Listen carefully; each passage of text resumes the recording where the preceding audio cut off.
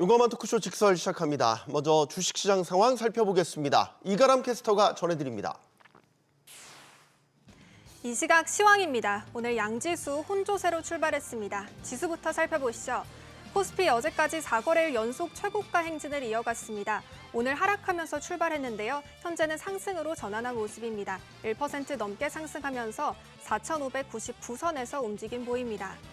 코스닥은 이틀 연속 하락 마감했는데 현재 0.06% 약보합 보입니다. 946선에서 움직임 보입니다. 수급 상황 살펴보시죠.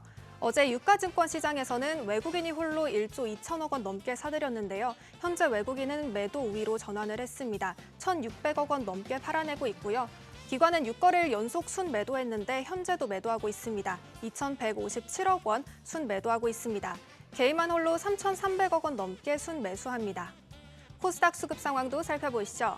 코스닥에서는 현재 개인과 기관이 매수 우위 보입니다. 개인은 900억 원 가까이, 기관은 100억 원 가까이 순매수하고 있고요. 외국인은 1,000억 원 가까이 팔아내고 있습니다. 시가총액 상위 종목들 살펴보시죠. 국내 반도체 투톱 어제 나란히 또 신고가를 기록했죠. 삼성전자 오늘 아침에 사상 처음으로 영업이익 20조 원을 기록했다는 소식이 들려왔는데요. 장 초반에는 차익 실현 매물이 나오다가 현재는 상승으로 전환을 했습니다. 1.1% 올라가면서 14만 2,500원에 거래되고 있습니다. SK하이닉스 오늘 큰 폭으로 오릅니다. 5.53% 상승하면서 78만 4천 원에 거래되고 있습니다. LG에너지솔루션 어제 2% 가까이 하락했는데요. 현재도 하락세 이어갑니다. 1.62% 내려가고 있습니다. 삼성전자 우선주 0.58% 상승하고 있고요. 삼성바이오로직스 어제 2% 넘게 상승했는데 오늘도 상승 흐름 이어갑니다. 1.58% 강세 보입니다. 코스피 6위부터도 살펴보시죠. 현대차 어제 정의선 회장이 젠슨왕 CEO를 만나고 52주 신고가를 경신했죠. 현재 1.14% 빠지고 있습니다. HC현대중공업 오늘 조선주 흐름이 좋습니다. HC현대중공업은 이번 주 내내 상승 흐름을 보였는데 현재도 4.67% 올라가고 있습니다. 현재 거래가 58만 3,500원입니다. SK스퀘어도 2.44% 강세 보이고 있고요. 한화에어로스페이스 오늘 방산주가 강세 보입니다. 7.62% 상승합니다. 두산에너빌리티도 현재 0.12% 올라가고 있습니다. 코스닥 1위부터도 살펴보시죠. 다음 주 JP모건 헬스케어를 앞두고 바이오 종목들은 희비가 엇갈렸습니다. 현재 알테오젠 1% 가까이 상승하고 있습니다. 에코프로 형제들은 지금 약세를 보입니다. 에코프로비엠 0.9% 가까이 빠지고요. 에코프로 0.65% 하락합니다. ABL바이오 어제 5% 가까이 상승했는데 현재 0.24% 하락으로 전환을 했습니다. 레인보우 로보틱스 4.18% 하락합니다. 코스닥 6위부터도 살펴보시죠. 현재 HLB 4% 넘게 하락하고 있습니다. 리가켄바이오는 0.56% 강세 보이고요. 삼천당제약 어제 글로벌 빅파마와 계약 본격화에 나섰다는 소식에 3% 넘는 강세를 보였는데 현재는 2.16% 약세 보입니다. 코오롱티슈진 1% 가까이 하락하고 있고요. 팩트로는 0.61% 강세 보입니다. 오늘의 특징 종목 살펴보시죠. 간밤 백악관에서는 그린란드에 대한 트럼프 행정부의 인수 논의 보도가 이어지고 있다는 소식이 전해졌는데요. 이에 방위산업 관련주들이 강세를 보입니다. 그린란드 확보를 위해서 무력 사용도 배제하지 않겠다는 이런 강경한 입장을 고수하면서 지정학적 리스크가 커진 영향인데요. 현재 현대위아 지금 12.26% 상승하고 있고요. 한화에어로스페이스는 7.43% 올라갑니다. 다음 특징 종목으로 넘어가 보시죠. 조선주들이 이번 주 강세를 보였는데요. 오늘도 상승하고 있습니다. 올해 LNG 운반선 발주가 100척 이상, 최대 150척까지 이어질 거란 전망이 나온 건데요. 국내 조선사로 LNG 운반선 주문이 몰릴 것이라는 분석이 나온 겁니다. 삼성중공업도 사업 경쟁력을 확보하기 위해 미 해군 함정정비 협약 취득을 준비하고 있다는 소식이 전해졌습니다. 현재 삼성중공업 3.35% 강세 보이고 있고요. HC현대중공업 4.85% 올라가고 있습니다. 외환시장도 살펴보겠습니다. 달러원 환율은 어제 5일 만에 강세로 전환됐는데요. 오늘 환율도 3원 90전 오른 1,449원 70전에 출발했습니다. 현재 환율은 1,449원 40전에 거래되고 있습니다. 지수 다시 한번 살펴보겠습니다. 현재 코스피 1.31% 올라가고 있습니다. 현재 거래가 4,610포인트고요. 코스닥은 0.08% 여전히 약보합입니다. 946선에서 움직임 보입니다. 지금까지 시장 상황 전해드렸습니다. 네, 계속해서 시장의 다양한 이슈들을 풀어보는 시장 따라잡기로 이어갑니다. 김태성 IS 본부장 나오셨습니다. 안녕하십니까? 네, 안녕하세요. 자, 시장에 관심이 집중됐던 삼성전자 실적 발표됐습니다. 일단 4분기 영업이익 20조 원이라는 신기록을 세웠습니다. 네. 일단 여기에 방점을 두고 한번 해석을 해본다면 어떤 의미가 있겠습니까? 일단 저도 이 숫자를 참 기다리긴 했는데 꿈의 숫자죠. 네, 사실. 막상 그런데 또 나오니까 사람 마음이 참 간사한 게 욕심이 나네요. 더 올랐으면 한다. 더 올랐으면 오늘 뭐 장 초반에 흔들림 없이 한 번 더 지금 강한 상승세를 뽑아주지 않았을까라는 좀 아쉬움이 남지만 20조만 하더라도 정말 어마어마한 수치 그리고 말도 안 되는 영업이익이라고 좀 보시면 될 것 같습니다. 그것도 지금 반도체 제조업 기준으로 봤을 때 영업이익으로 보면 정말 어마무시한 영업이익을 냈다 이렇게 좀 보시면 될 것 같고요. 많이들 이제 고민을 하시는 건 그래서 여기서 얼마까지 언제까지 더 갈 거냐에 대한 포인트들을 이제 고민을 하시는 것 같습니다. 네. 일단 저는 적어도 2분기까지는 긍정적으로 볼 수 있는 요소들이 있다고 보여져요. 일단 첫 번째로는 우스갯소리로 이런 뉴스들이 막 돌아다닙니다. 뭐 애플의 직원분이 공항 앞에서 지금 비행기를 타지 못하고 레거시를 가져가야만 합니다. 라고 지금 줄 서 있다는 이야기들이 굉장히 많더라고요. 그만큼 지금 하이퍼스케일러 기업들이 우리나라 레거시 반도체를 지금 줄 서서 사가고 있다라는 흐름들이 계속 나올 때까지는 크게 걱정하실 필요는 없을 것 같고 두 번째 잠정 발표 실적 잘 버텼고 CES도 지금 세론 없이 잘 건졌는데 그러면 우리가 확정 실적 발표까지 또 기다려야 되느냐 그것보다 저는 삼성전자 컨퍼런스 콜에서 어떤 이야기를 해주는지 여부가 가장 중요하다라고 생각을 합니다. 네. 일단 기본적으로 레거시에 대한 증설 이야기는 없을 가능성이 높습니다. 증설 이야기를 하게 되면 DDR4, DDR5의 가격이 일시적으로 내려갈 수도 있기 때문에 그러면 네. 무엇을 기다리느냐 두 가지죠. 하나는 HBM4. 에 대한 이야기 그리고 두 번째로는 낸드 플래시에 대한 이야기. 이번 CES도 젠상 CEO가 가장 또 열과 성의를 다해서 이야기를 해준 게 스토리지 쪽 아니겠습니까? 네. 이걸 우리나라 시장에 대입을 해본다라고 하면 낸드 플래시 쪽에 대한 기대, 비메모리 쪽에 대한 기대를 한 번 더 해볼 수 있는 모멘텀들을 찾아보자라는 의견 드리도록 하겠습니다. 네. 자, 일단 20조 원이라는 상징적인 숫자를 삼성전자가 네. 분기 실적에서 찍었단 말이죠. 자, 그러면 삼성전자 실적을 보고 이제 앞으로의 코스피 방향성 그리고 추진 동력 이런 것들을 우리가 이제 가늠을 해야 된단 말이죠. 그렇죠. 지금 시장의 기대는 5,000P 달성, 5,000포인트 달성은 뭐 기정사실화. 5,000포인트를 얼마나 빨리 달성하느냐를 이제 두고 지금 이런저런 이야기들을 하고 있어요. 오늘 삼성전자 실적 나왔어요. 네. 자, 그럼 코스피 5,000 목표 타겟으로 봤었을 때 앞당겨진 겁니까? 저는 굉장히 빠르게 앞당겨졌다고 생각이 들어요. 네. 더군다나 그러니까 지수를 추종하는 게 사실 삼성전자, SK하이닉스의 힘이 굉장히 막대한 것은 사실이죠. 하지만 이 두 종목만 간다고 해서 지수가 폭발적으로 상승한다고 볼 수는 없죠. 그 하위단에 있는 섹터들이라든지 아니면 전체적으로 한국 시장을 바라보는 시선 자체가 긍정적으로 변화해야 이렇게 이제 폭발적인 지수의 상승 속도가 나타날 수 있다고 보는데 지금 이 정도의 속도라고 함은 반도체에 대한 시선은 당연히 긍정적이고요. 반도체 외에 대한 시선들도 점점 좋아지고 있다는 것을 의미하기에 저는 충분히 5,000포인트 달성은 무리 없어 보인다라고 보여집니다. 그런데 문제는 뭐냐면 그래서 5,000포인트를 달성하고 나서 그러면 얼마만큼의 조정이 나올 거냐. 혹은 아니면 계속 달릴 거냐. 이 부분에 이제 고민을 해보실 필요는 있을 것 같아요. 네. 만약 AI 산업에 대한 우리의 고민은 캐펙스 투자가 지속되는 한 긍정적으로 보지만 만약 앞단의 하이퍼스케일러 기업들이 어느 순간에는 캐펙스 투자의 규모가 줄어들 텐데 그때 그럼 AI 쪽에 혹은 반도체 쪽에 뒀던 관심을 다른 쪽으로 돌렸을 때 이걸 받아줄 수 있는 주체나 받아줄 수 있는 섹터가 있을 것이냐 그거에 대한 고민은 좀 해볼 필요는 있을 것 같은데 그 고민을 오늘처럼 삼성전자 영업이 20조 나온 날 할 필요는 없을 것 같고요. 하지 말죠. 네, 지금 오늘은 하지 당장은, 말죠. 네, 기술주들에 대한 긍정적인 이야기들 그리고 이제 긍정적인 흐름은 당분간 지속이 될 가능성이 높지 않겠나. 그래서 방향성에 대한 고민은 하실 필요는 없을 것 같아요. 당분간. 하지만 이제 우리가 주식 투자를 하는 입장이니까 타이밍에 대한 고민은 좀 해보실 필요는 있지 않겠는가라는 의견 드리겠습니다. 자, 제가 또 질문 드리고 싶은 건 이제 수급적인 측면에서 그럼 네. 작년 말부터 최근까지는 사실상 외국인 매수가 지금까지 끌어왔단 말이에요. 네. 근데 이제 수급 주체가 예를 들어서 이제 개인도 어느 정도 의심을 갖고 있다가 이제 확신이 드는 시점이 되면 본격적으로 국내 증시 뛰어들어서 네. 시장을 끌고 나갈 여지도 있는 것 아닙니까? 네. 과거 우리 일어났던 동학개미 운동처럼. 그렇죠.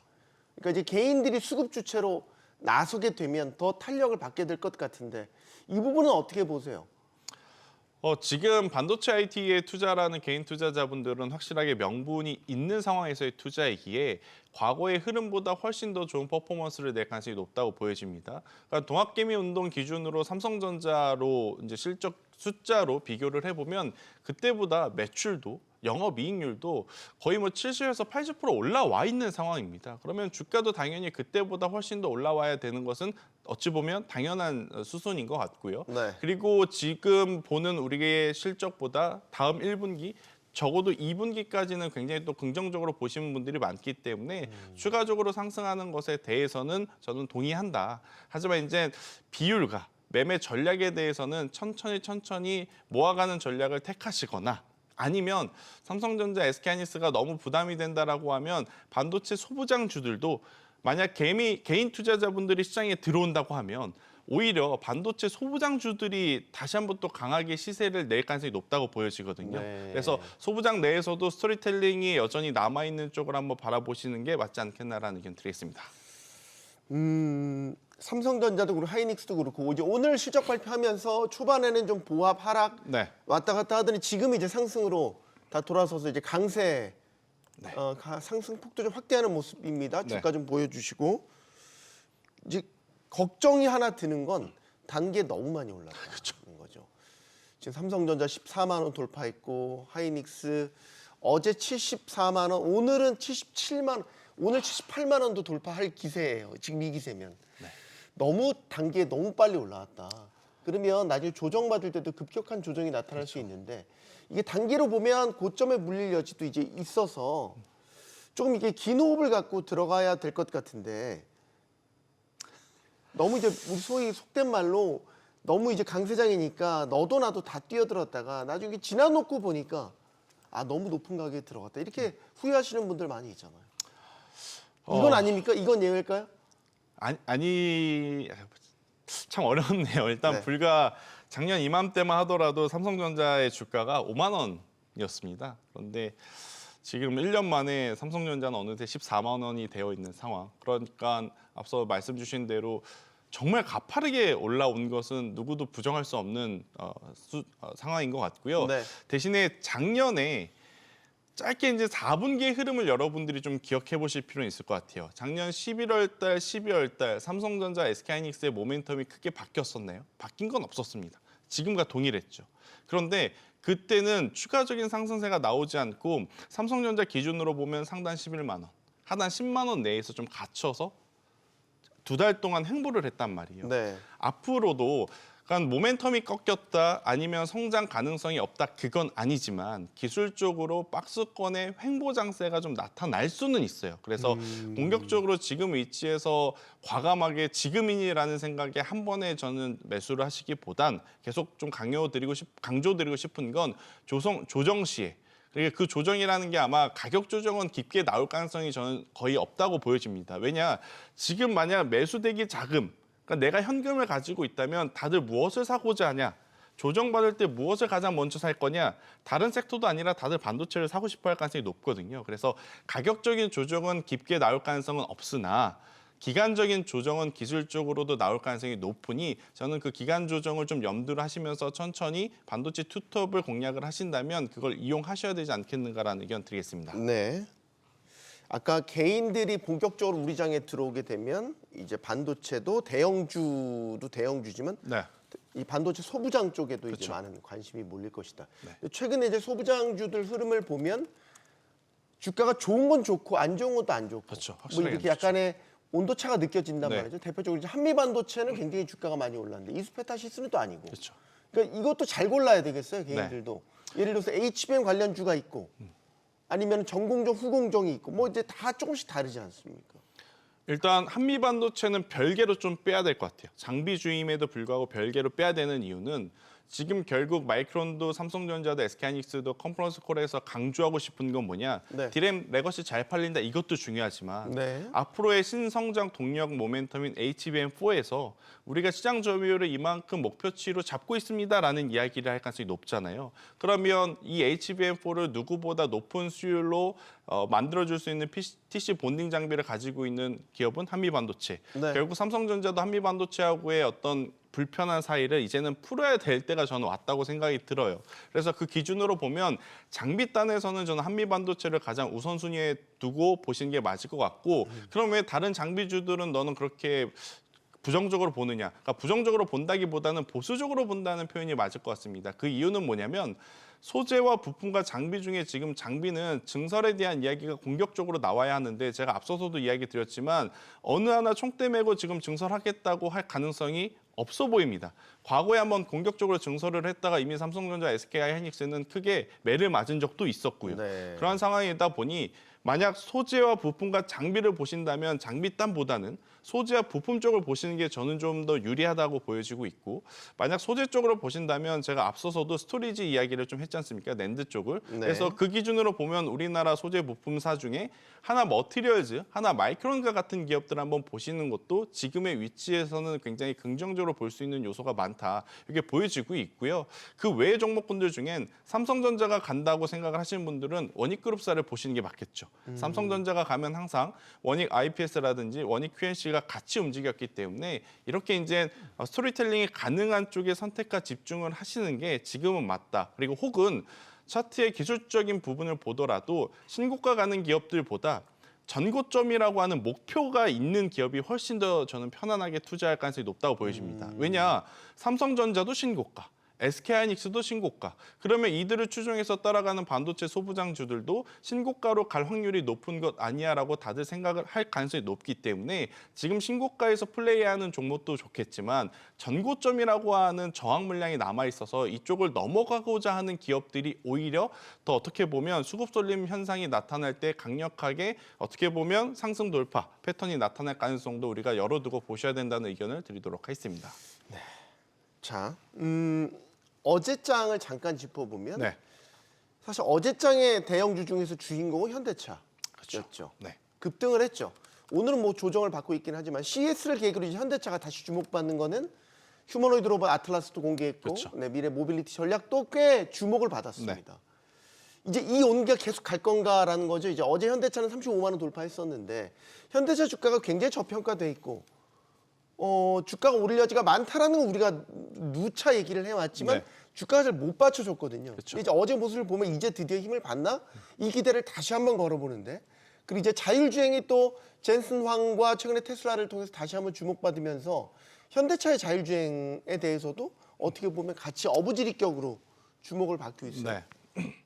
일단 저는 현대차는 크게 걱정할 필요 없고 자동차와 로봇 모두 긍정적으로 보지만 이제 로봇을 굳이 두 가지 갈래로 나눈다면 로봇만 하는 쪽이 있고 한쪽은 자동차를 함과 동시에 로봇을 같이 하는 쪽이 있잖아요.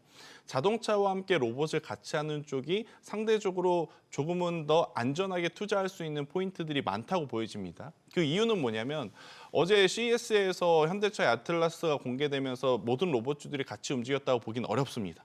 그 이유는 현대차가 그동안에 좀 가려져 있었던 로봇의 기술을 우리가 눈으로 보인 것과 반대로 우리가 알고 있었던 기존의 로봇주들은 사실 기업 이름은 익숙하죠. 레인보우 로보틱스라는 곳, 두산 로보틱스라는 곳, 혹은 유로메카라는 곳, SBB테크, SPG와 같은 기업들 사명은 익숙한데 네. 그 기업들이 대표적으로 무엇을 생산하는지 사실 소비자들은 잘 모르는 상황이거든요.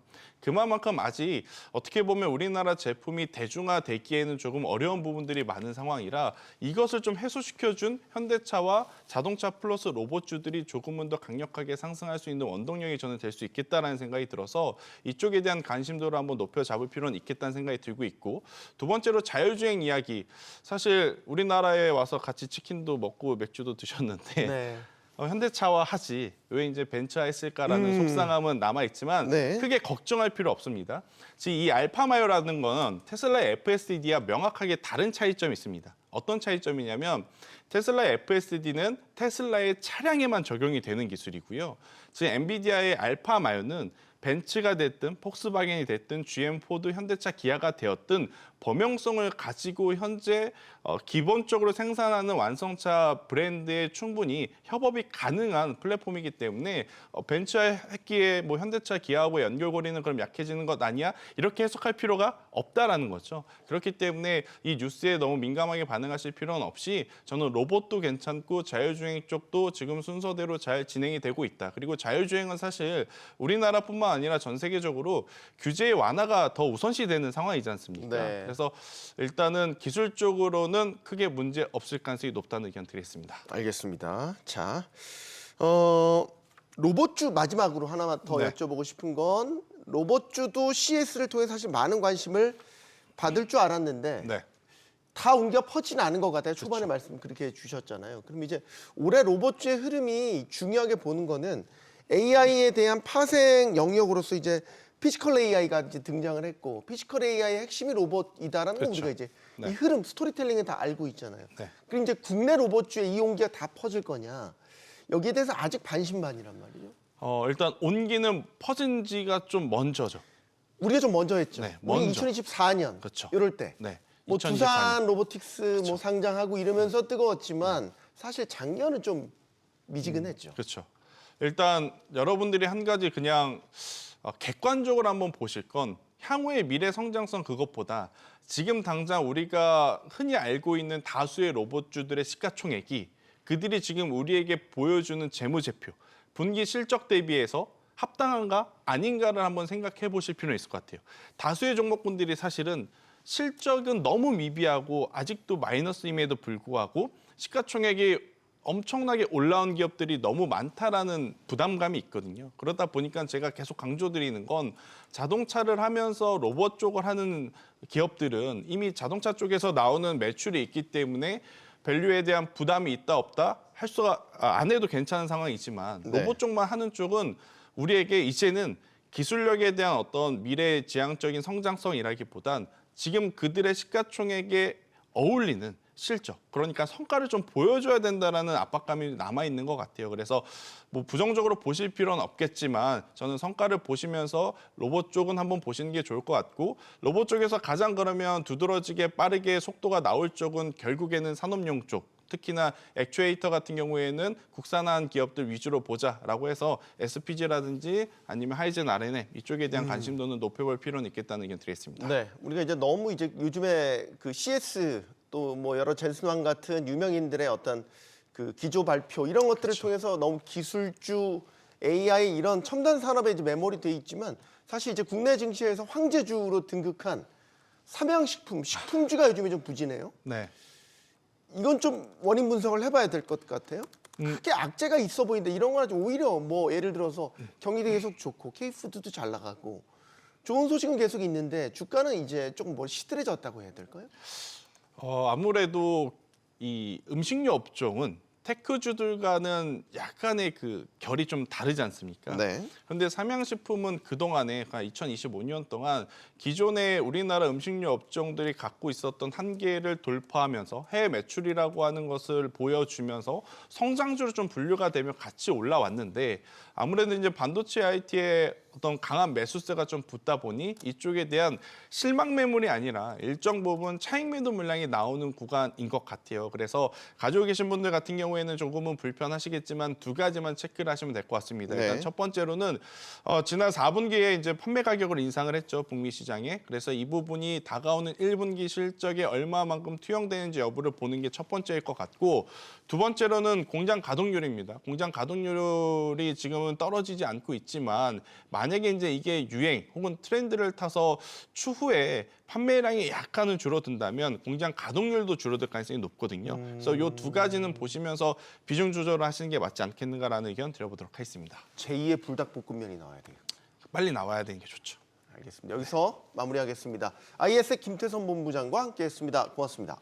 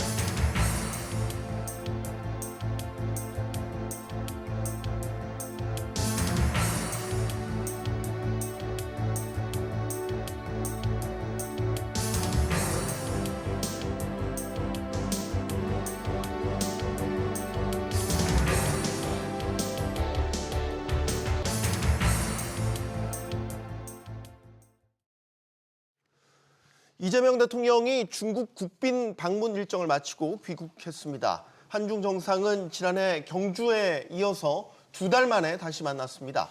이 자리에서 이재명 대통령은 한중 관계 발전에 대한 의지를 강조했습니다. 하지만 두 정상이 주고받은 덕담보다 얽혀있는 현안들이 간단치만은 않아 보이는데요. 새해 첫 정상 외교 행보인 이번 방중 성과와 또 남은 과제들은 무엇인지 지금부터 이야기 나눠보겠습니다. 함께해 주실 분들 소개해드리겠습니다. 한국외대 국제지역대학원 박한진 초빙 교수 나오셨고요. 또 서강대 지식융합미디어대학 왕선택 대우 교수, 용인대 중국학과 박승찬 교수 나오셨습니다. 안녕하십니까? 안녕하세요. 맞습니다. 용감한 토크쇼 직설은 SBS BG 뉴스 앱과 유튜브에서 실시간으로 시청하실 수 있습니다. 자, 다시 만난 이재명 대통령과 시진핑 중국 국가주석은 관계 개선에 공감대를 형성하는 한편 뼈있는 이야기가 나오기도 했습니다. 먼저 두 정상의 목소리 듣고 본격적인 이야기 시작하겠습니다. 이번 정상회담은 2026년을 한중 관계 전면 복원의 원년으로 만들 중요한 계기가 될 것입니다. 应当坚定站在历史正确一边，做出正确战略选择。 네, 이번 한중 정상회담의 의미를 찾아보자면 한중 관계의 정상화, 회복이라는 데 방점이 찍혀 있는 것 같습니다.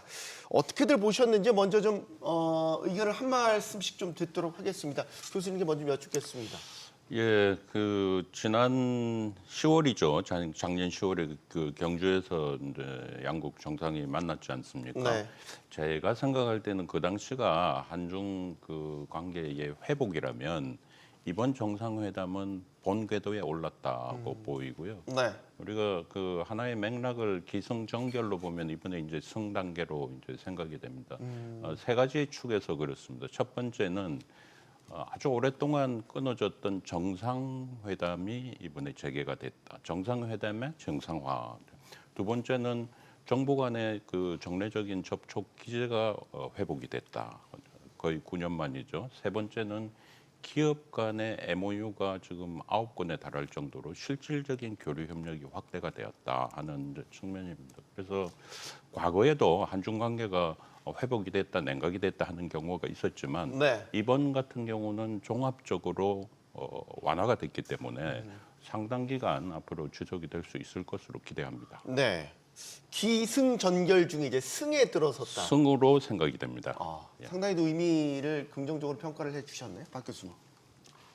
이번 3박 4일 내용을 좀 들여다보면 네.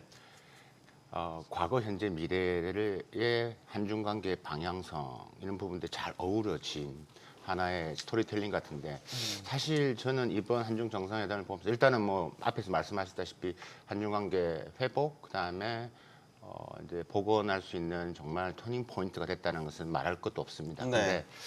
근데 이번에 저는 개인적으로 중국이 더 많은 공을 들였다라는 생각이 많이 드는데 사실 이게 이제 상하이가 이제 포함이 되면서 이제 3박 4일이 됐는데 이제 중국의 속내 자체가 어떻게 보면 우리가 전주에 또 논의하겠지만 앞에서 시진핑 주석이 이야기했던 역사의 올바른 편에서 전략 선택하라는 표현 자체가 결국 저는 뭐 미중 전략 경쟁도 있지만 결국 중일 갈등 속에서 이제 한국의 이제 입장 스탠스를 간접적으로 압박하는 모양새도 있기 때문에 일단 그런 중국의 적극적인 의도 있었고 또 우리의 또 전략적인 의도가 합쳐져서 그러니까 역사적인 것을 소환을 시켰고 그다음에 현재는 어떤 부분이냐면 지금 한중 간에 지금 당면한 여러 가지 현안들, 한한일령이라든가 서해 구조물, 북한 비핵화 여러 가지 이런 현안들을 또 논의할 수 있는 그게 이제 또 현재가 있었고 상하이에서 또 벤처 스타트업 또 서밋을 했습니다. 그러니까 미래지향적인 AI라든지 그다음에 이런 제조 혁신 부분에 있어서의 협업을 할 수 있는 그래서 과거, 현재, 미래의 이런 스토리텔링이 잘 버무려진 하나의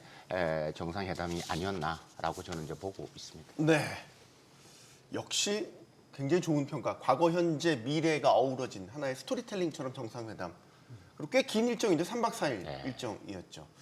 이게 결국 관점은 이거 아니겠습니까? 사드 사태 이전으로 한중 관계 정상화가 이루어질 것이냐, 그 출발점이냐.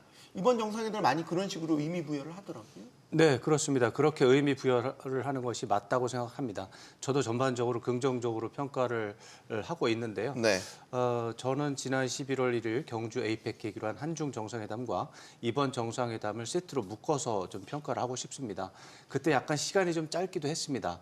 또 에이펙이라고 하는 회담의 특성, 행사의 특성상 분주하기도 했고요. 네. 그때 두 정상이 긴밀한 협력을 하겠다라는 의지를 확인을 했고 이번에 베이징 국빈 방문을 통해서 두 정상 간의 그런 협력의 의지 이런 것들을 재확인하면서 구체적인 성과까지도 이제 앞으로 해야 될 계획까지도 로드맵도 이야기하는 그런 상황이 됐기 때문에 매우 긍정적인 평가고 저는 한 가지만 더 말씀드리면 한중 간에 9년 넘게 냉각기가 있었는데 이것을 관계 회복을 해서 서로가 굉장히 다양하게 협력하는 상황으로 반전을 시키려면 가장 중요한 것이 한중 간의 특성을 봤을 때 최고 지도자 간의 신뢰, 네. 소통, 협력 의지 이런 것들이 서로가 어느 정도는 상당히 좀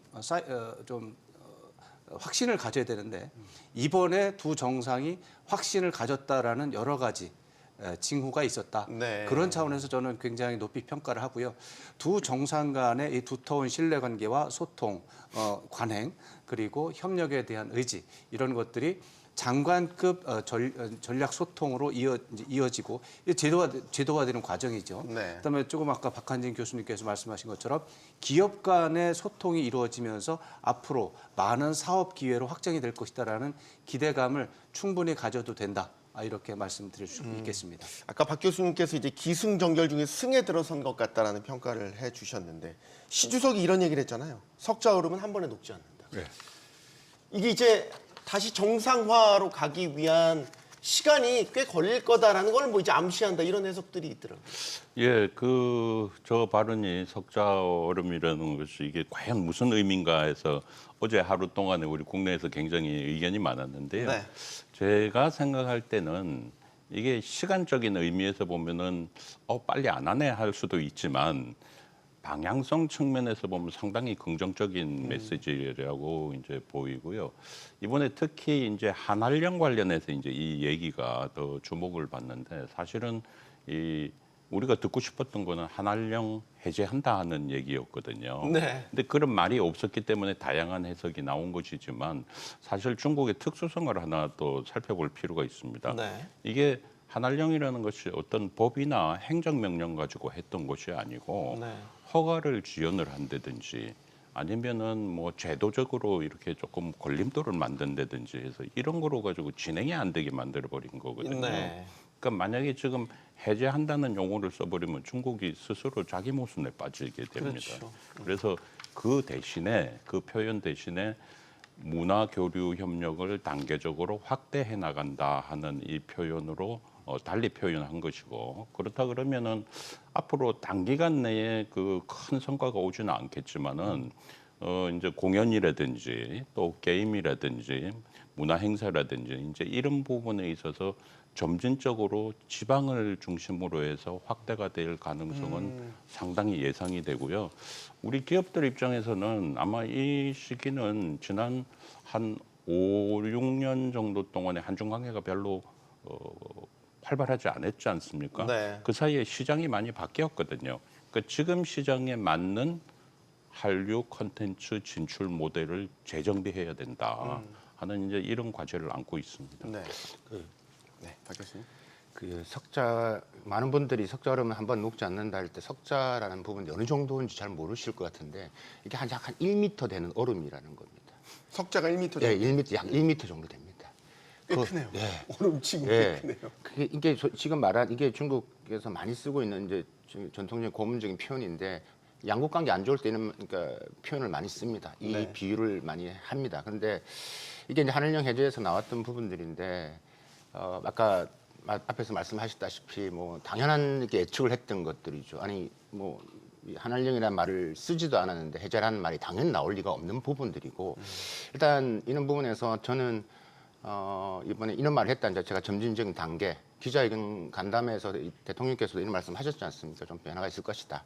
저는 개인적으로 어쨌든 이게 앞으로 이제 뭐 K-팝 공연 지금 벌써 지금 열린다는 이야기가 지금 돌고 있고 또 하나는 지금 뭐 특히 우리 온라인 게임 기업 같은 경우는 중국 내 유통하기 위해서는 이 파노라는 걸 또 받아야 되는데 그 파노도 허가가 더 이제 더 자주 나올 것으로 보여지는데 네. 단지 우리가 잊지 말아야 될 것은 한알령은 이제 중국이 우리의 뭐 어떻게 보면 한국한테 압박할 수 있는 보이지 않는 협상 카드로 이미 고착화되어 있기 때문에 언제든지 이 앞으로 있는 국제 정서, 미중 전략 경쟁에 따라서 한국의 그런 스탠스의 변화에 따라서 요동칠 가능성은 여전히 존재한다라는 겁니다.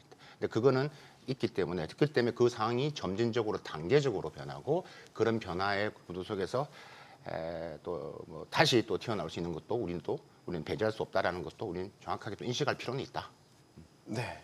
이게 눈에 보이지 않는 규제인 거잖아요. 공식적인 게 아니라 비공식적인 거고. 그렇죠. 근데 우린 느낀단 말이죠. 그렇죠. 사실 아까 K-팝, 뭐 K 컨텐츠만 얘기해 주셨지만 그 영역에만 한정된 게 아니라 사실 대단했죠. 뭐 유통뿐만 아니라 화장품, 네. 소위 말해서 많은 기업들이 보이지 않는 한알령이라는 것 때문에 중국에서 철수도 하고, 그렇죠. 네, 사실상 거의 나오게 되지 않습니까? 그러니까 중국 입장에서도 좀 답답한 게 한한령이라고 해가지고 뭘 구체적으로 계획을 세워서 작전을 짜가지고 네. 게시하고 이런 게 천명을 아니고 하고 뭐 이런 게 아니잖아요. 그런 게 아니고 네. 그 이제 2016년 7월 8일이죠. 이제 사드 배치에 대한 한국 정부와 미국 정부의 결정에 대한 발표가 나온 게 그 날부터 중국이 다양한 분야에서 또 점진적으로 이제 여러 가지 산업 분야, 협력 분야에 대해서 이제 장애가 생긴 그런 상황을 말하는 거기 때문에 물론 이제 문화 콘텐츠에 대한 부분이 조금 더 강하긴 했지만 그런 상황에서 이것을 한한령을 해제한다라고 하는 느낌을 줄 수 있는 액션을 하기가 너무 어려운 거죠, 중국의 입장에서는. 그리고 조금 전에 박승찬 교수님 정말 정확한 점 지적하셨는데 앞으로 또 한중 간의 신뢰가 또 문제가 생기면 한한령은 언제라도 다시 도입이 될 수 있는 그런 상황이 있습니다. 네. 그런 것들을 중국이 갑자기 문을 열어놓고 다시는 되돌릴 수 없는 이런 조치를 하기는 또 어려운 거죠. 그러니까 이렇게도 못하고 어떻게 미래에 또 바뀔 수도 있으니까 점진적으로 단계적으로 이제 한다라고 하는 이런 원칙에 대한 언급밖에는 할 수 없는 거죠. 앵커님이 질문하셨던 네. 그 중에 결국은 비관세 장벽인 거예요. 그러니까 한알령은 결국은 이제 우리가 출발 자체가 이제 컨텐츠에 대한 문화적인 요소를 배경해서 나온 언어가 이제 한알령이고 네. 많은 지금 말씀하셨던 유통이나 특히 화장품 같은 인허가 문제라든가 그다음 위생 검역 SPS라고 하는 이런 것들 이제 부분들인데 이게 이제 한중 간 FTA 2단계 협상 그다음 이번에 또 14개의 지금 양국 정부 간의 MOU가 체결됐는데 그 꼼꼼히 들여다보면 그 14개 MOU 중에서 약 한 10개 정도가 다 경제와 연관되어 있습니다. 지재권, IP 부분도 있고요. SPS, 위생 검역 부분도 있기 때문에 그게 이제 다 연동돼서 점차적으로 이제 완화될 것으로 보여지고 네. 우리가 오늘 내용하는 게 우리가 성과도 있지만 과제를 이야기하셨잖아요. 과제는 뭐냐면 이게 앞으로 어떻게 구체화 될 것이냐. 그 실행력과 이제 앞으로 되는 어떻게 보면 실용적인 부분에서 이제 기업들한테 피부로 와닿는 게 필요하다. MOU는 결국은 이제는 이제 해보자라는 거기 때문에 네. 그래서 조금 더 거슬러가 보면 문재인 대통령 있을 때는 8년 2개월 전이죠. 국빈 방문할 때 그때 7개의 MOU가 체결됐고 있었지만 그게 이제 뭐 코로나라는 뭐 대외적인 변수도 있었고 우리 스스로의 또 이런 변수 이게 다 있다 보니까 흐지부지된 것들이 네. 있습니다. 그래서 이제 앞으로의 과제는 그동안 이렇게 만들었던 플랫폼들이 14개 MOU 중에서 10가지가 경제라면 그중에 그런 것들 조금 더 구체화될 수 있도록 정부가 좀 더 관심을 더 가져야 되고 중국과의 소통을 더 강화하는 이런 부분들 된다라면 실제 정말 우리 기업들 피부로 와닿는 변화 느낄 수 있지 않을까라는 생각이 듭니다. 이번 정상회담에서 이제 서해 구조물 문제도 나왔고 이재명 대통령이 거기에 대해서 이제 의견도 밝히셨죠. 서해 구조물에 대한 부분은 이게 잘 절충이 된 결과라고 보세요?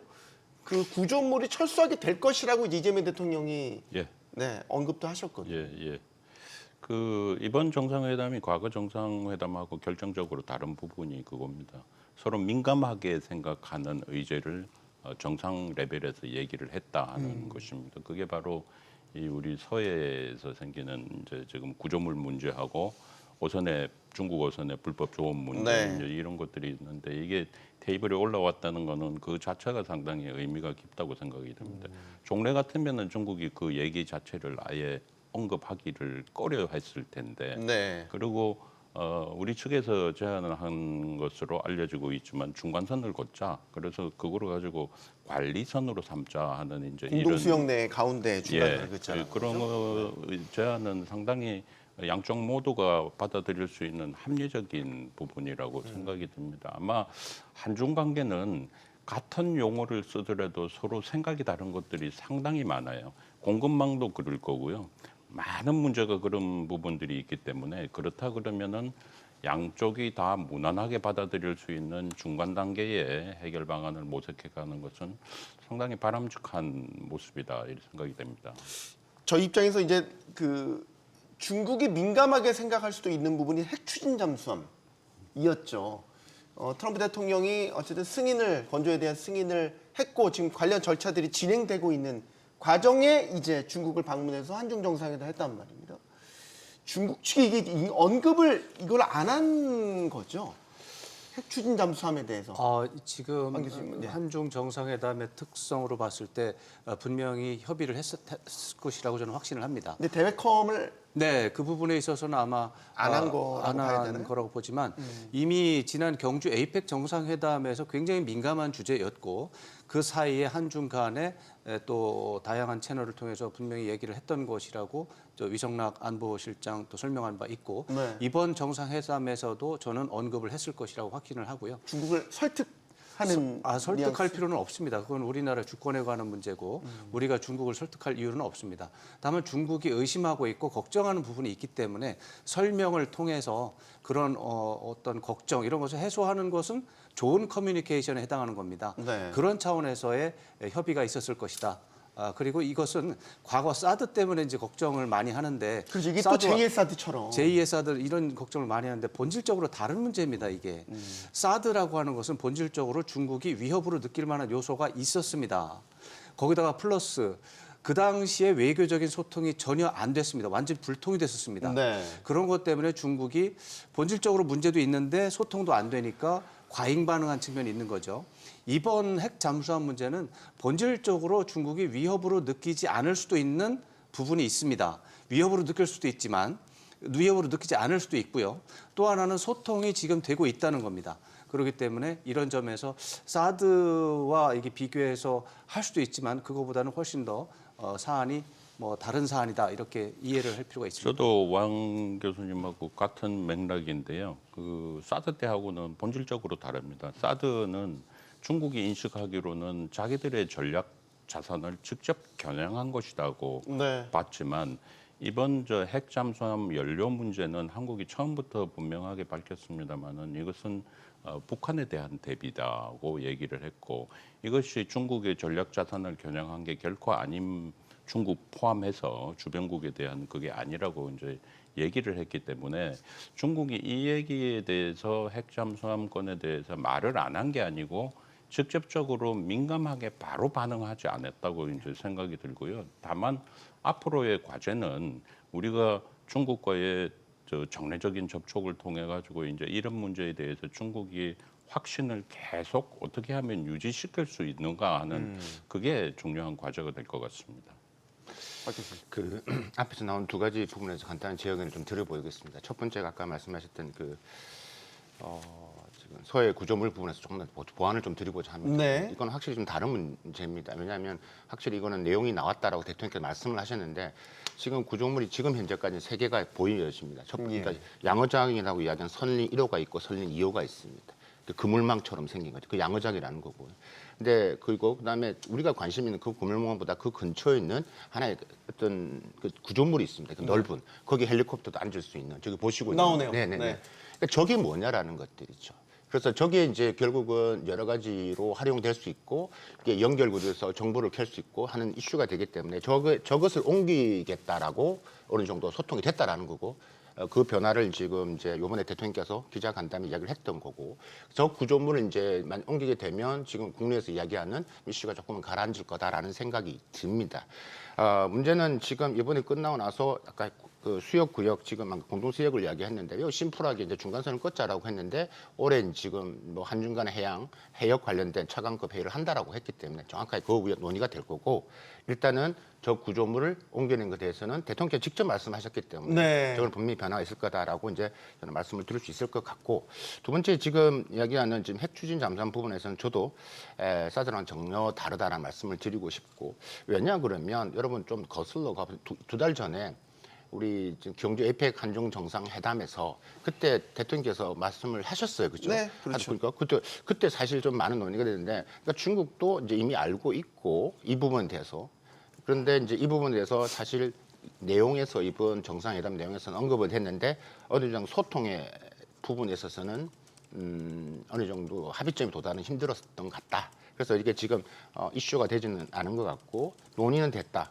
근데 말씀드렸다시피 서해 구조물은 어느 정도 중국이 양보하는 측면에서 뭐 이렇게 정리가 된 것 같은데 지금 핵 추진 잠수함 부분에서는 여전히 중국은 민감하게 반응하고 있는 것도 사실인 것 같고 저는 개인적으로 이거는 아직 미정이라는 거예요. 그러니까 중국의 어떤 최종 입장이나 반응, 그쵸, 그리고 이거- 나중에 향후 액션 이런 것들이 그러니까 서로가 이제 소통이 이제 어느 정도 공통점 합의점에 도달하지 못했기 때문에 그게 이제 중국이나 한국 저희 입장에서도 지금 공론화되지 않았다라고 저는 보고 앞으로 이게 어떻게 튈 것지 조금 더 지켜봐야 될 것 같습니다. 그래서 저는 개인적으로 이제 이게 사실 중국 입장이 있는 것 같습니다. 이게 뭐 처음에 이야기를 했을 때 외교부 대변인 내용을 좀 들여다 보면 반대한다는 거거든요. 그러니까 반대한다는 이야기보다는 뭐 유엔의 안보리나 이런 부분들에서 전체적인 국제 규약을 지켜라라는 부분들인데 그러면 저는 이제 반문하고 싶은 게 있는 거죠. 그러면 북한에 대한 제재, 경제 제재 부분에서도 중국은 여전히 반대를 하는 것처럼, 그러니까 앞뒤 말이 안 맞는 것처럼 이 논리를 가지고 계속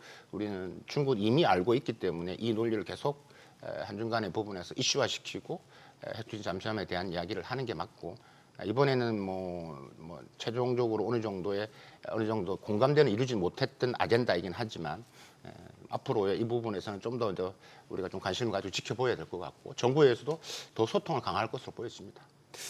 이거는 어떻게 보세요? 우리 이재명 대통령이 그 국빈 방문 기간에 일본을 향해서 고강도 수출 제재를 발표했잖아요. 이거를 상당히 이제 보란 듯이 한 느낌이 든단 말이죠. 그래서 중일 관계가 지금 뭐 대만 유사시 개입 발언으로 뭐 엉망이 된 거는 우리가 다 아는 사실이고 이재명 대통령이 국빈 방문 기간에 일본을 향해서 수출 제재를 걸었다. 이거는 사실 우리한테도 좀 뭐라 해야 시사하는 바가 적지 않다고 생각이 되는데. 네. 지금 이제 말씀하신 대로 그런 맥락에서 이제 볼 수도 있겠습니다. 다만 이번에 그 대일 그 수출 통제 관련해서는 우리 국내 언론 보도의 맥락이 약간 짚어야 될 부분이 있습니다. 히토류를 금지했다고 이렇게 단정적으로 나오는데 사실은 그게 아니고 지금 이번 그 상무부의 1월 6일자 공고문을 보게 되면은 본문이 세 문장으로 굉장히 짧아요. 네. 거기에 대해서는 군사 용도의 이중 목적으로 쓰는 거에 대해서는 대일본 수출 통제하겠다 이제 이 얘기밖에 없거든요. 네. 그러면 그 품목이 뭐냐 하는 게 이제 문제가 됩니다. 그거는 지금 볼 수 있는 게 지난해 4월 4일일 겁니다. 그때 중국이 이중 용도 목적의 품목에는 중히토류 7종이 포함이 된다 하는 이 별도의 문건이 있거든요. 네. 그거를 기준으로 했을 경우에는 히토류 7건이라고 볼 수가 있는데 제가 오늘 아침까지 확인을 해보니까 지금 이 제한 조치가 통제가 바로 시작이 된 것 같지는 않습니다. 아직까지는. 네. 그래서 현재는 이거를 강하게 일본을 압박하는 카드를 내놓고 일본이 그 발언을 철회하고 입장을 바꾸기를 지금 발언을 압박하도록 보이고요. 그러면 이제 한국에 대해서는 이제 어떤 의미를 갖고 있냐 하는 겁니다. 한국에 대해서는 일본 같은 방식으로 갈 가능성은 크지 않다고 봅니다. 첫 번째는 지금 현재 그 한국 정부의 일관된 입장이 일본하고는 완전히 다르다는 것이죠. 대만에 대해서 그런 입장 표명하지 않았고 두 번째는 지난해 이후로 양국 정상 레벨부터 시작해가지고 관계가 굉장히 부드럽게 바뀌고 있다 하는 이런 측면이 있을 겁니다. 그다음에 네. 세 번째 중국이 가장 원하는 거는 한미 동맹 자체를 싫어하기보다는 다만 너무 멀리 가지만 말아달라. 너무 일변도로만 가지 말라는 이런 메시지가 있기 때문에 제가 생각할 때는 경고성이라기보다는 입장 표명이다. 우리는 이렇게 생각한다는 이제 그런 메시지가 아닌가 생각이 됩니다. 이제 뭐 하나의 중국이라는 그 원칙에 대해서 이제 각국 입장을 묻는데 우리 이제 존중한다라는 입장을 냈단 말이에요. 같이 이제 연계된 내용에서 통합 질문을 좀 드리겠습니다. 어떻게 받아들여야 되겠습니까? 박 교수님 먼저 의견 드릴까요? 그 지금 이번에 그 중국 일본에 대한 그 이중 통제 그 부분 말씀하시는 것 같은데, 그러니까 일단은 뭐 수순대로 지금 가고 있다. 뭐 저는 뭐 중일 갈등 있을 때부터 여러 말씀을 드렸기 때문에 뭐 처음 시작할 때는 시작도 안 했다라고, 지금도 어느 정도의 단계별로 가고 있는 단계고요. 그 중에 하나 카드가 들어왔고 이미 테이블 밑에는 여러 가지 방법이 있기 때문에 네. 하나씩 던지고 있는 부분들이고, 이게 이제 본격화되지는 않았습니다. 이중 통제할 수 있는 제품이 한 800가지가 넘습니다. 네. 근데 그 중에 가장 센 게 우리 광물전하고 기성 시톨이거든요. 뭐 시톨은 여러분도 아시겠지만 예전에 센카쿠 열도 있을 때 일본을 100개를 들게 만들었던 부분들이고, 일본이 거기에 대해서 히토리우의 국산화를 많이 했지만 여전히 60몇 프로가 지금 중국에 의지하고 있고, 네. 뭐 흑연이라든가 뭐 전기차에 들어가는 부분에서는 거의 90% 이상 다 되어 있습니다. 그렇기 때문에 지금 아마 일본에서는 좀 여러 가지 지금 바쁘게 움직이고 있을 겁니다. 압박카드를 계속 하고 있다라고 이제 말씀드릴 수 있을 것 같고, 이게 이제 일단 우리나라 보면 이게 뭐 일단 중국 입장에서는 중일 갈등 속에서 이번에 대통령, 제가 아까 서두에도 말씀을 드렸다시피 이번 갔던 여러 가지 시점, 지금 정말 중국은 이번에 서열 1, 2, 3위를 다 만났고, 네. 그다음에 뭐 공항 영접도 장관급이 나왔고, 네. 이런 부분에서 정말 뭐 신경을 많이 썼다. 근데 그의 여러 가지 목적 중에 하나가 있는데, 가장 큰 게 어떻게 보면 모두 발언에서 시 주석께서 했던 이야기, 역사적 관점에서 전략적 선택을 잘해라. 그 의미는 두 가지죠. 미중 간에서 균형적인 측면을 가져가라. 그것보다 더 큰 것은 지금 이슈가 되고 있는 중일 갈등 속에서의 한국은 중국과 똑같이 일본의 침략을 당하지 않았느냐. 예. 근데 그런 부분에서 왜 지금 다카이치 사나이가 총리가 지금 독도도 자기 거라고 우기는데 왜 그런 부분에서 같은 목소리를 못 내주느냐라고 지금 간접적 압박을 가하고 있는 거라는 것들이죠. 그래서 이제 이런 부분에 있기 때문에 저는 대통령께서 잘하셨다고 보고, 우리는 중일 갈등에서의 스탠스는 명호 부분에 있어서의 중립을 지키는 게 중요합니다. 일본 이제 다음 주 일본 가시잖아요. 일본 가기 전에 중국을 갔던 것도 지금 이게 다 그 그림 속에 있는 전략적인 내용 속에서 다 녹아내려 있다라고 말씀을 드릴 수 있을 것 같고, 중일 갈등 속에서 우리는 매우 그 중국의 그런 프레임이 절대 빨려 들어가면 안 된다라는 게 저는 기본적인 생각입니다.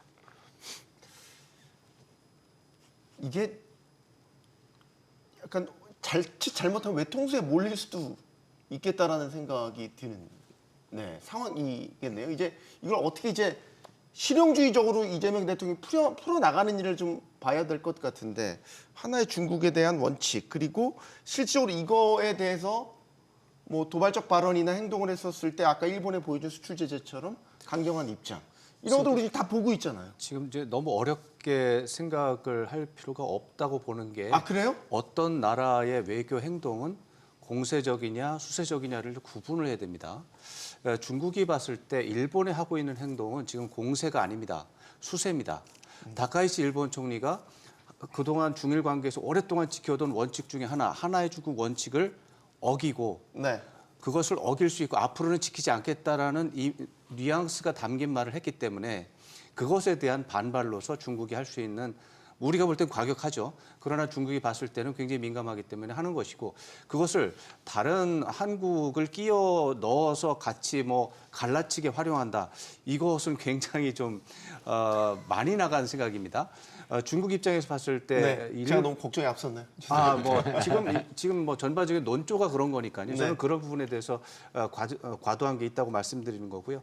그래서 갈라치기의 경우는 제가 봤을 때는 과도한 것이고 안 맞는 얘기다. 중국은 지금 일본에 집중하고 있고, 일본으로부터 다카이치 총리가 발언을 철회하는 그 상황을 만들어내기 위해서 끊임없이 마지막까지 계속해서 압박을 할 것이다라고 생각을 하고, 그 상황 속에서 한국을 보고 이런 역사의 올바른 편에 서라는 말을 하면서 중국 편을 들려고 압박을 했다라고 하는 인식은 저는 동의하기 어렵습니다. 압박을 한 게 아닙니다. 중국은 일본을 향해서 외교적인 행동을 하면서 수세에 있기 때문에 도와달라고 요청하는 쪽이 조금 더 정확한 표현이라고 생각합니다. 그 요청을 받아들이느냐 받아들이지 않느냐라고는 이재명 대통령의 마음에 있는 것인데 네. 말씀하신 것처럼 네. 여기에 우리가 끼어들 이유는 없습니다. 그렇죠. 그렇기 때문에 압박으로 받아들이는 것 자체가 구조에 대한 평가에서 큰 문제가 있는 것이고 요청으로 받아들인다면 훨씬 더 많은 공간이 있고 실제로 그게 외교가 돌아가는 상황이 그겁니다. 그렇기 때문에 이건 큰 문제가 아니다라고 저는 생각을 합니다. 어렵네요.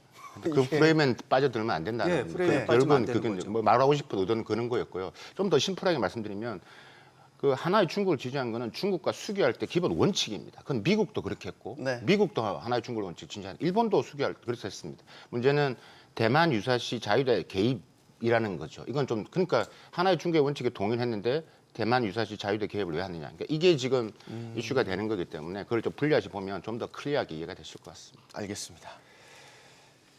자, 한중 외교가 이렇게 분주한 가운데 전 세계를 또 발칵 뒤집은 사건이 얼마 전에 있었죠. 바로 미국의 트럼프 행정부가 마두로 베네수엘라 대통령을 체포한 겁니다. 마두로 대통령을 체포한 트럼프 대통령, 이제 베네수엘라의 석유로 눈을 돌렸습니다. 트럼프 대통령의 목소리 듣고 계속해서 이야기 이어가 보겠습니다. Nobody was killed, and on the other side, a lot of people were killed. Unfortunately, I say that, soldiers. Cubans, mostly Cubans. I'm also meeting with oil companies. Let's go. You know what that's about. We've got a lot of oil to drill, which is going to bring down oil prices even further. 결국 석유 때문인가요? 예, 그 예전이나 지금이나 역시 강대국의 필수 조건은 석유 경쟁력 확보라고 보입니다. 그래서 겉으로는 아무리 다른 얘기, 마약 이런 얘기를 네. 하더라도 속은 이제 석유 문제고 이번에 또 강력하게 얘기를 하지 않았습니까? 그리고 지금 객관적으로 봐서 이게 원래 우리 미국의 큰 메이저 기업들이 투자도 많이 했던 곳인데 우리가 충분히 들어가서 이거를 복구를 해가지고 할 수 있다 하는 이제 이 논리가 트럼프 대통령의 논리일 겁니다. 네. 왜 더 그러냐면은 첫 번째는 지금 베네수엘라가 장기간 미국의 그 주도로 이루어진 그 경제 제재로 해가지고 네. 그나마 얼마 되지 않는 생산량도 수출하기 어려운 구조로 가고 있죠.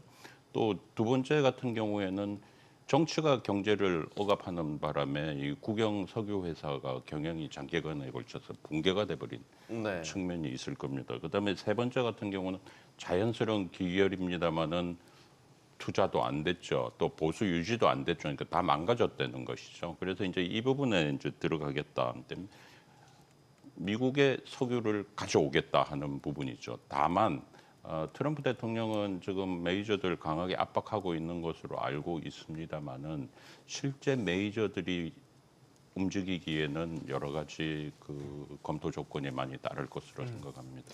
왕 교수님, 이 베네수엘라에서 이제 나오는 석유의 상당 부분을 중국이 가져간다는 것으로도 알려져 있잖아요. 예, 예. 그러니까 이게 중국을 겨냥한 뭐 포석이 깔려 있다, 뭐 이런 분석도 있던데.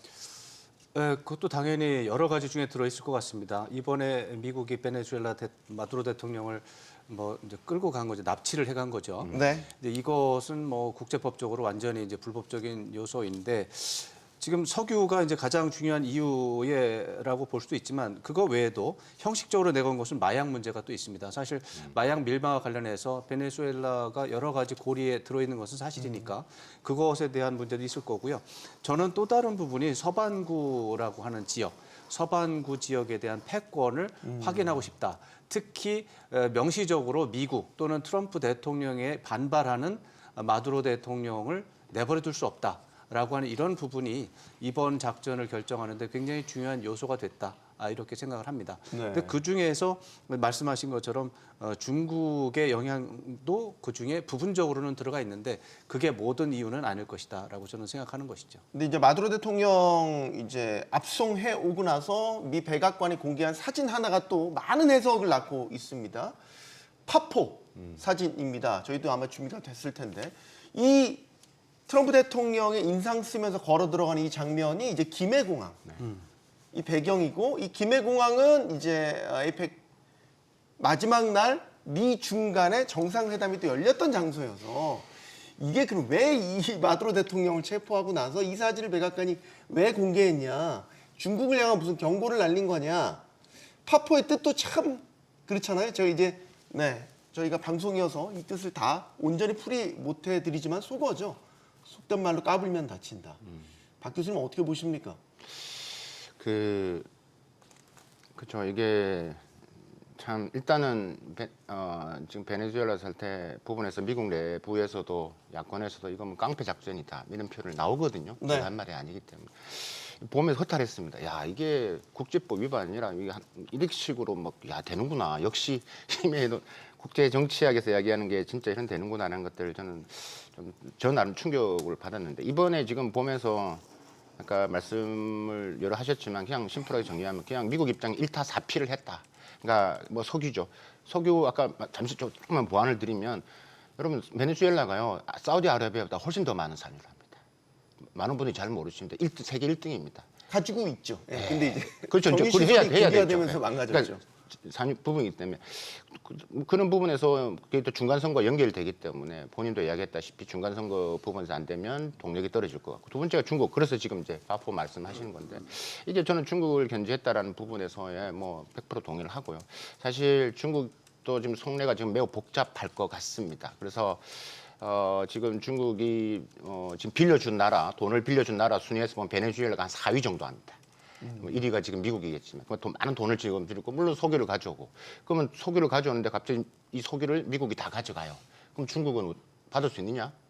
그러니까 지금 또 새로운 또 미중 관계 또 하나의 또 충돌점이 또 생겨날 수밖에 없는 구도. 그래서 이 파포가 가지는 부분들이 중국을 견제한 부분들이 맞고 저는 그렇게 보고 있는 거고.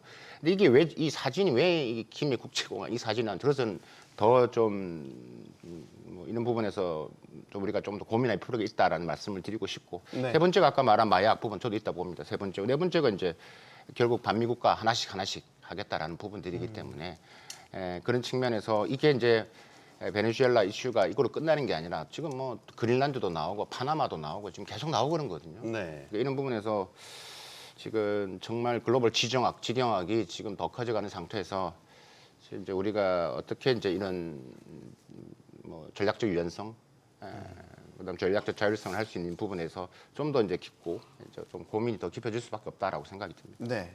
이걸 이제 해석을 너무 과하게 하면 끝이 없을 것 같기는 한데 이 사진에 대한 해석은 박 교수님께도 의견을 좀 듣겠습니다. 제가 생각할 때는 사진을 보고 이제 중국을 겨냥한 것이라고 충분히 그 일리가 있습니다만은 네. 직접적인 압박보다는 간접적인 압박 효과가 크지 않나 하는 생각이 듭니다. 왜 그러냐면 첫 번째 석유 문제로 보게 되면 베네수엘라 입장에서 볼 때는 그 제재를 당하고 있지 않습니까? 그러니까 네. 공식 통계가 없어요. 근데 이제 수출하는 물량의 적게는 50%에서 많게는 80%까지 중국으로 향하는 것으로 추정하고 있거든요. 그러면 중국 입장에서 볼 때는 베네수엘라는 뭔가 보면은 전체 석유 수입량의 5%에 불과합니다. 아주 적어요. 그러면 석유는 직접적인 게 아니고 조금 전에 이제 박성창 교수님 말씀하셨습니다마는 거기 돈 빌려준 게 많다 하는 것이죠. 금융. 그다음에 또 하나는 베네수엘라가 최근에 중국이 영향력 확장하고 있는 중남미 지역의 하나의 허브 지점이다 해서 이제 이런 것을 복합적으로 봤다 하는 생각이 많이 듭니다.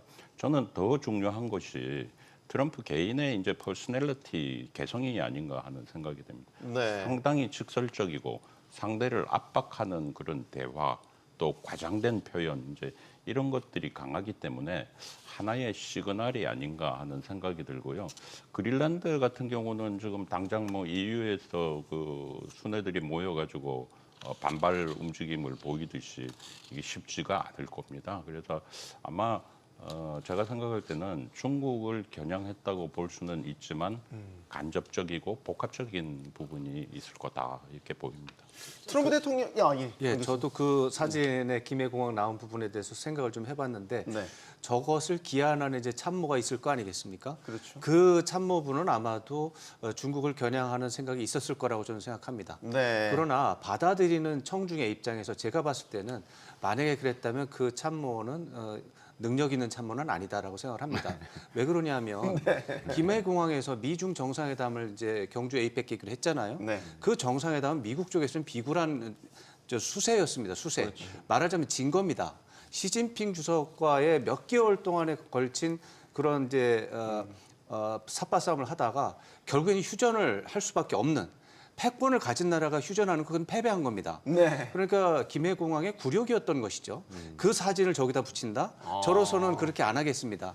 중국이 저 사진을 보고서 까불면 다친다? 아, 그럼 앞으로 조심해야 되겠다? 그렇게 생각하지 않을 겁니다. 코웃음을 쳤을까요? 코웃음 치죠. 김해공항? 내가 이겼는데 왜 저거를 저 사진에 올리지? 저렇게 뭐 인상 무섭게 쓰면 내가 두려워할 줄 아나? 그 중국에 대한 이제 미국의 여러 많은 분들은 이제 중국을 적대시하고 막 이렇게 압박하는 모습을 좋아하겠지만 사진을 잘 써야죠. 저 사진은 트럼프 대통령을 돋보이게 하는 사진이 아니라 한 칸만 더 들어가면 트럼프 대통령이 비굴한 상황을 연상시키는 사진입니다. 이런 점에서 저는 의도는 약간 있었겠지만 네. 전반적으로 봐서 실패한 부분이 있다 이렇게 생각합니다. 박승찬 교수님이 고개를 끄덕이시네요. 그러니까요. 이게 저걸 참모가 실수를 했고 오늘 방송을 대각을 좀 봐야 되는데 그렇죠? 네. 그러니까 정말 이런 부분들이 중국에서 봐서 코웃음을 쳤겠죠. 야, 참 여러 가지 한데 가지가지 한다. 유치하다. 뭐 이렇게 갔을 생각했을까요? 때, 네, 그럴 것 같습니다. 이게 그 대신에 이제 지금 미중 간의 이슈야 계속 지금 깔고 가는 이슈고 전략적으로 지금 준비를 하는데 지금 당장 들어간 돈 이런 부분들에서 지금 더 어떤 식으로 해야 될지 중국은 더 고민을 하고 있지 않을까라는 생각입니다. 저 사진이 나오고 나서 이제 자연스럽게 이어진 게 이제 그린란드에 대한 야욕을 또 드러냈어요. 예. 이거 그래서 제2, 제3의 베네수엘라가 이제 계속 나올 것 같다 막 별 해석들이 다 나와요, 왕 교수님. 사실 그린란드 상황하고 베네수엘라는 굉장히 다르죠. 군사 작전을 통해서 이제 강압적으로 무력 사용을 하는 이제 상황에서 베네수엘라는 외국 군대가 와서 대통령을 붙잡아 가는 것을 막지 못한 아주 무기력한 존재였다는 게 확인이 된 거고요. 네. 그런 상황에서 주변에 도와줄 동맹국이라든가 주변국도 없는 외로운 국가였다는 겁니다. 그린란드는 굉장히 다릅니다, 상황이. 그린란드는 기본적으로 덴마크 영토고 네. 덴마크는 나토와 유럽의 멤버이기도 하기 때문에 그린란드에 대해서 미국이 군사작전을 하는 순간 형식 논리상 미국은 자기의 동맹국 나토 국가들과 전쟁을 할 수도 있습니다. 그러네요. 이런 식의 꼬이는 부분 할 수 없기 때문에 군사작전이라고 하는 것은 염두에 두지 않았을 것이라고 생각을 하고요. 그러면 그러면 그린란드는 왜 저러지? 저는 영토에 대한 야심은 있다고 봅니다. 그런 차원에서 이번에 백악관에서 설명을 했지만 군사작전을 통한 그린란드 확보가 아니라 매입을 통한 심리적 압박 또 협상을 통한 매입 이런 쪽으로 해서 그린란드가 지금 이제 덴마크하고 이제 자치령 관계거든요. 네. 그래서 그린란드 주민이 5만 6천 명 정도 되는데 이 5만 6천 명 중에 90% 이상이 덴마크 사람들하고 다른 사람들입니다. 원래 그린란드 사람들이에요. 네. 그런 분들이 결정을 하면 분리 독립을 보장하고 있습니다. 그래서 트럼프 대통령이 좋은 조건을 계속 제시하면서 압박하면서 5만 6천 명을 설득하면 그분들이 덴마크로부터 분리 독립한 이후에 다시 미국으로의 편입을 선택할 수 있습니다. 이러한 시나리오를 보면서 그런 상황을 만들기 위한 나름대로 노력을 하는 건데 이것도 성공할지는 모르죠. 네. 그러나 군사작전을 통한 시나리오는 저는 없다고 생각합니다. 네. 미 국무장관도 그린란드 매입이 목표라는 점. 군사작전은 배제한다. 무력 침략은 배제한다. 이제 이런 입장을 밝히기도 했죠. 근데 이제 트럼프 대통령이 이게 부동산 사업을 해서 그런가? 이 영토에 대한 욕심이 굉장히 많네요. 예, 보면. 그렇죠. 지금 저도 같은 생각인데요. 중국 속담에 이런 얘기가 있습니다. 낚시하는 노인의 마음은 고기에 있는 게 아니다. 딴 데가 있다 하는 거죠. 겉으로 드러나는 목적과 속심은 분명히 다르다 하는 것입니다. 그러니까 지금 겉으로는 지금 저 그린란드에 대해서 이렇게 강하게 군사 작전 얘기까지 나오고 있습니다만 네. 아마 제가 볼 때는 세 가지 목적인 것 같습니다. 첫 번째는 이 지역이 그 히토류 매장량이 어마어마한 곳이지요. 그다음에 또 두 번째는 북극 항로를 누가 선점하는가 하는 거 막강한 영향력을 가지고 있고. 세 번째가 바로 러시아를 포함해서 반대편 진영을 억제할 수 있는 이 전략적인 교두보 역할, 전술적인 이제 그런 것을 확보할 수 있기 때문에 이것을 매입을 하고 차지를 하려고 하는 것이지 군사 작전을 베네수엘라하고 같은 스타일로 한다는 것은 현실적인 방안이 아닐 것으로 생각이 듭니다. 네. 박 교수님. 사실 우리 베네수엘라 나오기 전에 그 전에 더 이슈가 큰 게 그린란드였거든요. 이게 그린란드가 미국이 트럼프 대통령이 그린란드를 가지겠다고 이야기한 게 결국 그때 이슈가 말씀하셨다 결국 히토리 때문이었습니다. 아까 히토리 광물 자원도 많지만 여기 석유도 많이 나옵니다. 네. 그러다 보니까 이제 이게 가장 큰 목적이다라고 이제 보시면 될 것 같고. 뭐 이 땅보다는 뭐 아까 거기에 묻혀 있는 여러 매장용 중국과 결국은 그린란드도 미중 간의 부분에 있어서의 해결할 수 있는 미국 입장에서는 만들어내야 히토리를 자립을 해야 되는 상태에서는 그린란드가 등장을 한 거고 여기 이제 베네수엘라에 있는 것들이 이제 송전을 끝나면서 그 다음은 그린란드라 하면서 이슈가 뜬 거고 지금 미국 내에서 여러분 보면 지금 백악관 대변인도 뭐 무력 이 부분들 지금 군사해서 하는 옵션 중에 하나도 이야기를 하고 있잖아요. 지금 이렇게 있는 상태고 저는 배제할 수 없다라고 저는 봅니다. 그 가능성도 있다라고 저는 보는 측면인데 지금 근데 뭐 어떻게 많은 분들이 이게 결국 EU에 있기 때문에 지금 EU 여러 국가들이 지금 반대를 하고 있고 같은 목소리를 내고 있고 하는데 또 한편은 근데 드러내놓고 지금 미국한테 지금 뭐 이야기를 하지 뭐 나쁜 소리를 하지는 않고 있습니다. 왜냐하면 네. 일단은 우크라이나 종전을 해결하기 위해서는 미국의 도움이 좀 필요한 거고. 그래서 지금 우크라이나를 지원하기 위해서 모인 자리에서 지금 이 갑자기 그러한 이슈가 떴고 갑자기 미국을 반대하는 목소리는 나왔지만 실질적으로 목소리를 내고 있느냐 그렇지는 않거든요. 그래서 그런 부분에 있어서 이게 배제할 수는 없다. 지금 상황으로 봤을 때는 뭐 저 베네수엘라 하는 거 봤을 때는 좀 뭐 아까 말씀한 다르긴 한데 이게 지금 만약에 지금 히토리가 지금 단실 해결이 안 된다면 결국은 미국은 계속 수세적 입장으로 갈 수밖에 없기 때문에 네. 이걸 전환하기 위해서는 뭐가 하나가 획기적이 필요하다. 지금 시간이 다 돼서요. 마지막 질문 제가 박승자 교수님께 짧게만 의견 듣고 싶은 거는 베네수엘라 대통령을 이제 압송한 거를 두고 과거 이제 1823년 당시 이제 그 미국 대통령 제임스 먼로가 선언했던 멀로 독트린과 비유를 하더라고요. 이게 돈로 독트린. 이렇게도 얘기를 합니다. 그러니까 유럽이 이쪽 미국 쪽 서반구 일에 손대라라는 거죠. 이쪽은 완전히 우리 영역이다. 대신 미국도 유럽에 간섭 안 한다.